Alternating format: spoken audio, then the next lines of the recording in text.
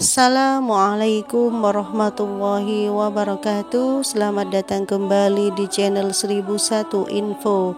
Semoga sahabat semua dalam keadaan sehat walafiat, rezekinya lancar dan selalu beruntung. Amin ya rabbal alamin.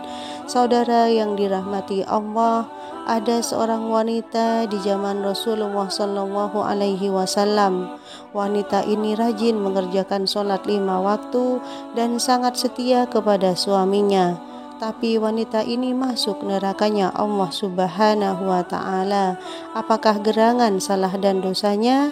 Sebelum dilanjutkan, dengan kerendahan hati saya meminta keikhlasannya untuk turut mendukung channel kecil ini agar besar manfaatnya untuk kita dengan cara menekan tombol like dan subscribe.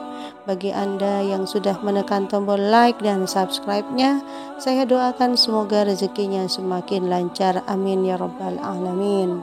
Sahabatku yang dirahmati Allah, diriwayatkan di zaman Rasulullah Shallallahu Alaihi Wasallam ada seorang anak gadis.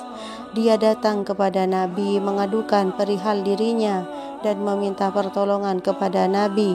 Tangan kanan anak gadis itu sudah lumpuh dan tidak dapat digerakkan lagi. Dengan menangis, gadis itu datang meminta pertolongan kepada Nabi Muhammad Shallallahu Alaihi Wasallam, dan Nabi pun bertanya apa sebab tangannya bisa menjadi demikian. Lalu anak gadis itu bercerita kepada Rasulullah Shallallahu Alaihi Wasallam, "Ibu bapak saya sebenarnya telah meninggal dunia. Kedua orang tua saya orang yang baik dan tidak pernah meninggalkan sholat 5 waktu. Pada saat itu saya bermimpi saya seperti berada di tengah-tengah lautan manusia di suatu lapangan yang sangat luas. Tidak ada tempat untuk berteduh. Matahari kelihatan sangat dekat dan sangat besar serta panas sekali. Semua keadaan manusia, laki-laki dan perempuan tidak berpakaian dan tidak beralas kaki, termasuk diri saya.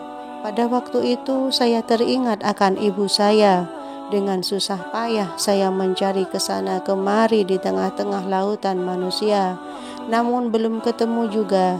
Saya ingin bertanya, tetapi kepada siapa saya akan bertanya? Karena semua orang saya tidak mengenalnya. Saya pun berusaha terus mencari ibu saya. Setelah saya lama mencari, tiba-tiba sampailah saya di tepi sebuah jurang. Di sana ada sebuah sungai yang sangat panas sekali. Akhirnya saya pun berjalan menyusuri tepi sungai itu, dan sungai itu pun sangat panas. Kelihatan mengeluarkan asap mengepul. Saya pun berjalan terus di sepanjang tepi sungai itu. Saya masih penasaran kalau saya dapat berjumpa dengan ibu saya. Dalam hati saya tidak putus harapan, mudah-mudahan saya berhasil menemukan ibu saya. Kemudian dengan tidak disangka-sangka dengan takdir Allah, tampaklah dari jauh saya melihat seorang perempuan berendam di dalam kali. Saya amati perempuan itu, kiranya tidak lain adalah ibu saya yang sedang saya cari. Saya berlari menghampiri ibu saya sambil berlinang air mata. Saya memanggil-manggil ibu saya. "Mengapa ibu ada di sini?" Saya menangis mendekati ibu. "Ibu, mengapa ibu jadi begini? Bukankah ibu orang yang rajin mengerjakan sholat 5 waktu? Bukankah ibu seorang istri yang sangat setia dan baik kepada suami? Dan mengapa ibu sampai mendapat musibah seperti ini? Apakah salah dan dosa ibu?" Sambil bercucuran air mata, ibu menceritakan perihal dirinya. "Memang benar anakku, ibu tidak pernah tinggalkan sholat, dan ibu setia dan sangat menyayangi ayahmu. Namun ibu akui ibu ini termasuk perempuan yang kikir dan sangat pelit. Tidak pernah memberikan sedekah kepada fakir miskin sepanjang hidup ibu. Cuma benda-benda inilah yang pernah ibu sedekahkan sepanjang hidup ibu, yaitu segumpal gaji kambing dan sehelai kain bekas. Pada suatu hari ibu menyediakan makanan untuk ayahmu. Makanan dan lauk sudah tersedia di atas meja.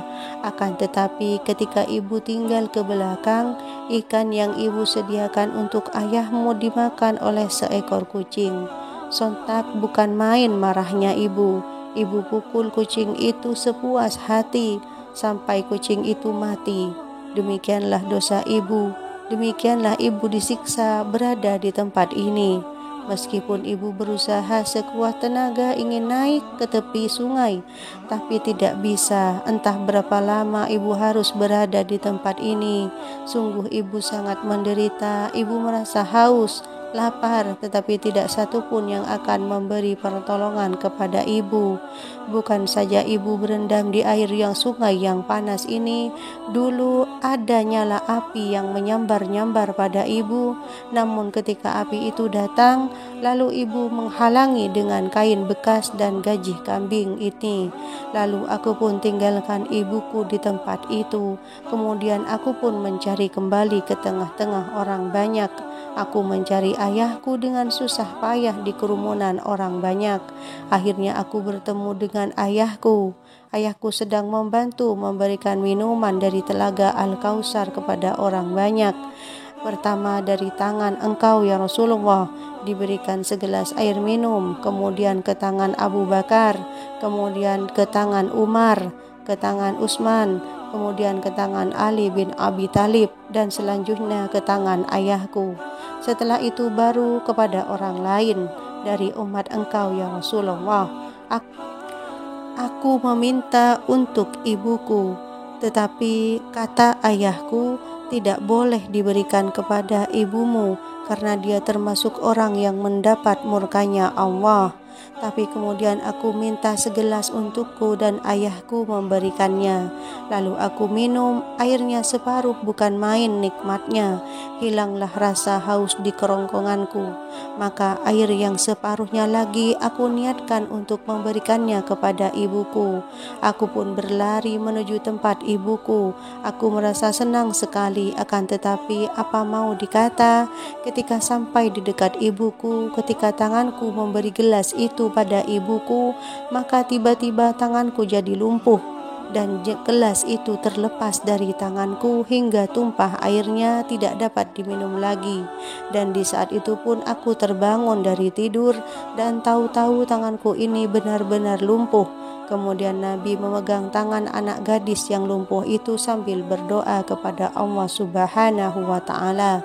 Maka dengan karunia Allah Subhanahu wa Ta'ala dan berkah dari Nabi Muhammad SAW, tangan anak gadis itu seketika itu juga pulih kembali kekuatannya sebagaimana biasa. Sabda Nabi Muhammad SAW, barang siapa melihat orang teraniaya sedang dia memerlukan pertolongan, namun orang itu tidak memberikan pertolongan padahal dia mampu, sedangkan dia seorang muslim, maka bila ia dikubur akan mendapatkan azab 100 kali cambukan dan api neraka.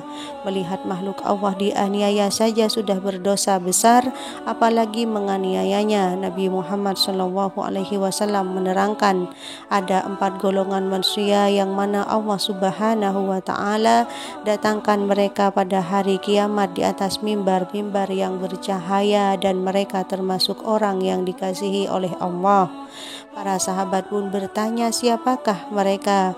Rasulullah SAW pun menjawab, pertama orang yang memberikan makanan kepada orang yang kelaparan, yang kedua orang yang berjuang di jalan Allah, yang ketiga orang yang memberi pertolongan kepada orang yang lemah, dan yang keempat orang yang memberikan pertolongan kepada orang yang teraniaya. Lalu Nabi Muhammad SAW bercerita kembali, pada zaman dahulu ada seorang pelacur yang sedang berjalan, namun di tengah perjalanan ia menemui seekor anjing yang sedang kehausan. Lidah anjing itu menjulur panjang karena haus, badannya sudah melemah. Melihat keadaan anjing itu, pelacur itu pun hatinya melihat kasihan, tidak sampai hati meninggalkan anjing itu begitu saja. Lalu ia mengambil air di dalam sumur yang tidak jauh dari situ dengan sepatunya, lalu diberikanlah air minum kepada anjing itu sampai ia puas. Maka dengan takdir Allah Subhanahu wa Ta'ala, wanita itu telah sampailah ajalnya dan kemudian Allah Subhanahu wa taala mengampuni segala dosanya dan akhirnya bahkan ia masuk ke dalam surga.